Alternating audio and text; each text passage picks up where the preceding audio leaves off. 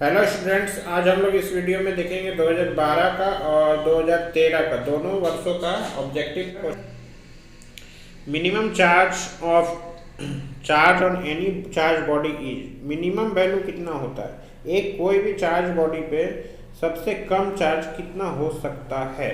ठीक है, तो मिनिमम याद रखिए, इसमें एक ही आंसर होगा। एक इलेक्ट्रॉन पे जितना चार्ज होगा वो सबसे कम चार्ज इस एक बॉडी पे हो सकता है। ठीक है, तो देखिए ऑप्शन क्या क्या है आपके पास। पहला है, दूसरा 1 कूलम है, फिर 1 माइक्रो कूलम है, फिर 4.8 इंटू 10⁻12 कूलम है, और ए में आपका 1.6 इंटू 10⁻19 कूलम। ठीक है, तो सबसे कम चार्ज क्या होगा, एक इलेक्ट्रॉन का चार्ज, यानी ऑप्शन नंबर ए आपका सही हो जाएगा। ठीक है, चलते हैं नेक्स्ट सवाल में।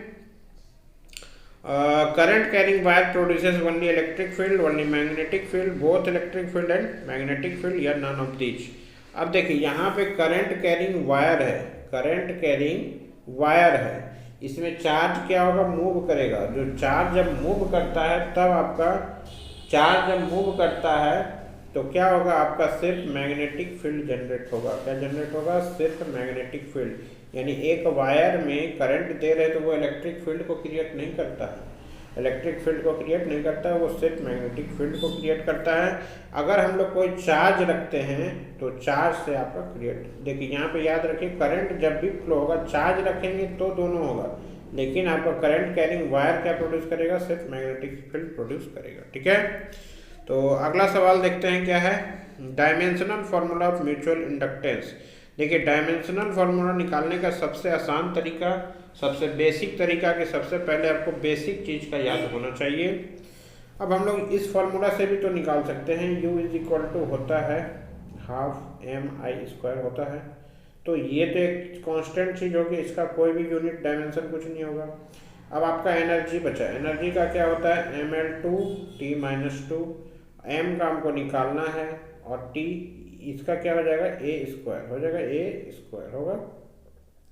अब हमको इसका चाहिए, किसका, म्यूचुअल इंडक्टेंस का, तो mL2T-2 तो रहेगा ही, और ये कहाँ आ जाएगा, a2 यहाँ आ जाएगा, यानी जब ऊपर ले जाएंगे तो a का पावर क्या हो जाएगा, -2, यानी mL2T-2 a का पावर -2, यानी ऑप्शन नंबर ए आपका सही हो जाएगा। ठीक है, तो चलते हैं नेक्स्ट सवाल में। इन LCR circuit the voltage across each component of LC and R is 50 volt, the voltage across LC combination.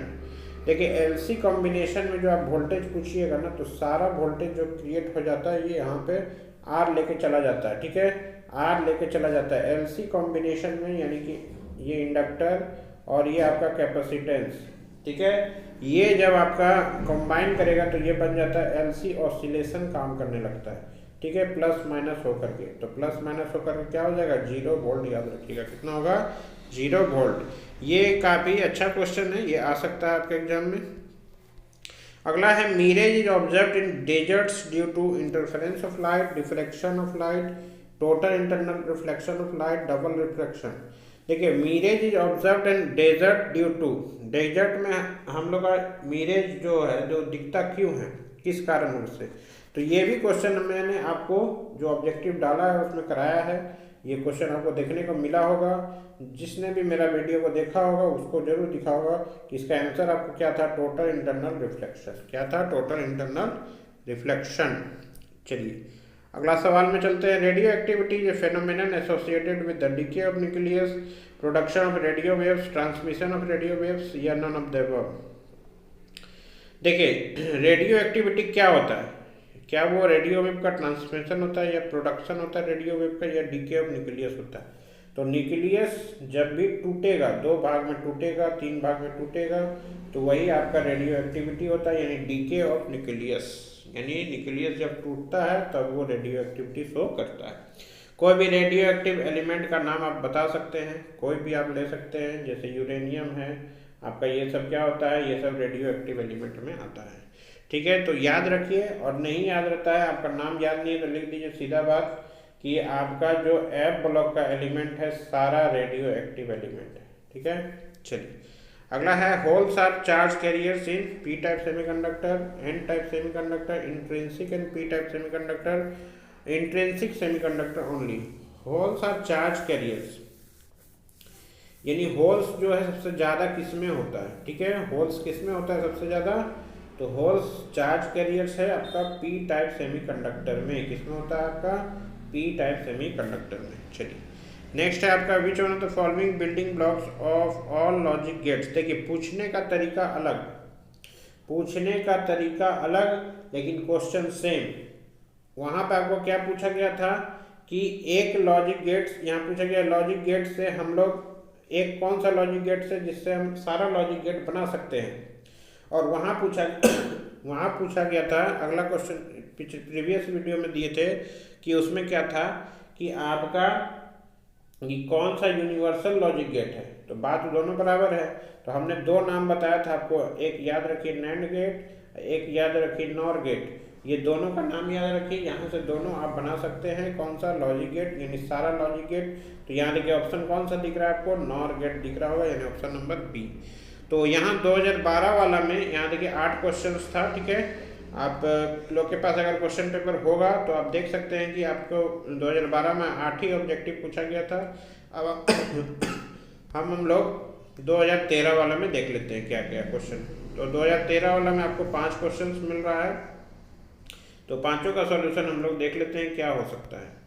देखिए सबसे पहला है point charge Q is placed on electric field of magnitude E, the force experienced by charge will be, force experienced by the charge will be. देखिए F is equal to क्या पढ़ते हैं हम लोग, क्यू ई पढ़ते हैं ना, वही आपको लिख देना है यहाँ पे, तो Q E option number A में आपका सही हो जाएगा। अगला क्वेश्चन है आपका according to Biot Savart law, Biot Savart law आप याद रखिए, उसी का रिलेशन पूछा है, ठीक है। तो क्या पूछा है, Biot Savart law magnetic field at a point due to current carrying element depends on distance of a point from current element as, कौन सा रिलेशन इसमें सही है आपको बताना है आपको। तो याद रखिए फॉर्मूला होता है mu not I d l sine theta by r square, ये फॉर्मूला पढ़े हैं हम लोग, और ये आपको हम अभी सब्जेक्टिव पढ़ाएंगे जिसका सॉल्यूशन भी कराएंगे यानी इसको प्रूफ भी कराएंगे, इसलिए टेंशन ना लीजिए, अभी बहुत समय आपके पास, पढ़िए मन लगा कर ध्यान देते रहिए। यहाँ पे आपका देखिए यहाँ पे b इज इक्वल टू ये आ गया। अब देखिए तो रेडियस का आपका डिस्टेंस का क्या है, इन्वर्सली प्रोपोर्शनल है, ऑप्शन नंबर डी। बस फॉर्मूला याद रखिए, आपका ऑब्जेक्टिव सारा क्लियर होगा, ठीक है। अगला है which phenomenon shows that light is a transverse wave, transverse wave किस में पता करते हैं हम लोग, देखिए डिफ्रैक्शन में, पोलराइजेशन में, इंटरफेरेंस में या रिफ्रैक्शन में। तो ट्रांसवर्स वेव मतलब वो रिफ्रैक्शन हम लोग को दर्शाता है, क्या दर्शाता है, रिफ्रैक्शन, ठीक है। तो चलते हैं हम लोग अलग सवाल में। Wave length of matter is given by, wave length कैसे डिस्क्राइब करते हैं, तो वेव लेंथ एक आप फॉर्मूला पढ़े हैं lambda is equal to h by p है, उसके बाद आप पढ़े होंगे nu v is equal to c lambda पढ़े होंगे। तो देखिए यहाँ से आप लैम्डा क्या लिखिएगा, v बाई सी लिखिएगा ना, तो यहाँ पे v बाई सी नहीं होगा। देखिए ऑप्शन क्या है, मैटर वेव पूछा गया है यानी मैटर यानी उसमें मास भी होगा, तो मोमेंटम से रिलेशन है यानी lambda is equal to h by p option सही है, जिसमें ये आपका मोमेंटम है और ये आपका प्लैंक्स कांस्टेंट है, ठीक है, तो याद रखिएगा। चलिए अगला सवाल है आपका with rise in temperature resistivity of N intrinsic semiconductor. देखिए रेजिस्टिविटी क्या होगा इंट्रिंसिक सेमीकंडक्टर का, बढ़ेगा, घटेगा, रिमेन्स कांस्टेंट होगा या नन ऑफ दीज। तो with rise in temperature resistivity of N intrinsic semiconductor is decreases, क्या होता है, घटता है। याद रखिए क्या होगा, घटता है। क्यों घटता है, क्योंकि कोई भी सेमीकंडक्टर में जब हम लोग टेम्परेचर को बढ़ाते हैं तो वो क्या होता है आपका कंडक्टर की ओर चला जाता है, कंडक्टर बनने लगता है। जब कंडक्टर बनेगा तो रेजिस्टिविटी क्या होगा, घटेगा। तो यहाँ पे हमने 2012 और 13 का सॉल्यूशन कर लिया है। इसके बाद आपको हम लोग देंगे 12-13 के बाद और भी, जैसे 12-13 का तो इस वीडियो में हो गया, 14, 15, 16 का अपलोड हो गया, बाकी जो बचे वर्षों का है जल्द से जल्द आपको कंप्लीट करा दिया जाएगा, ठीक है। धन्यवाद।